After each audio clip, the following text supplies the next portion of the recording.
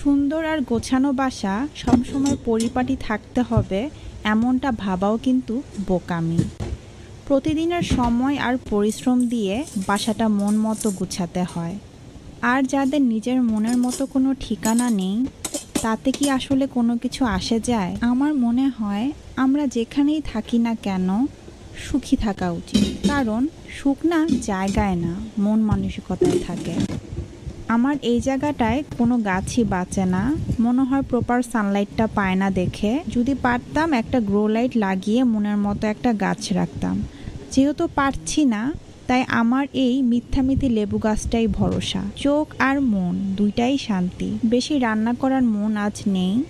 মেয়েদের জন্য গতকালের কিছু তরকারি রয়েছে, মাছ ভাজা আর কাঁঠালের বিচির ভর্তা বানাবো। কাঁঠালের বিচিটা আমি প্রেসার কুকারে সিদ্ধ করে নিয়েছি, সাথে লবণ, কাঁচামরিচ আর শুকনা মরিচ দিয়ে দিয়েছি। একটু কাঁচা পেঁয়াজে সরিষার তেল দিয়ে আর সিদ্ধ করা মরিচ একসাথে মেখে একসাথে সব মাখিয়ে নিব।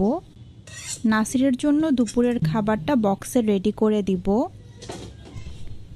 এবার আমিও খেয়ে নিব। তো সবাই ভালো থাকবেন আর নিজের যতটুকু আল্লাহ দিয়েছে সেইটুকু মন ভরে যত্ন নিন, দেখবেন চোখ আর মনের শান্তি চলে আসবে।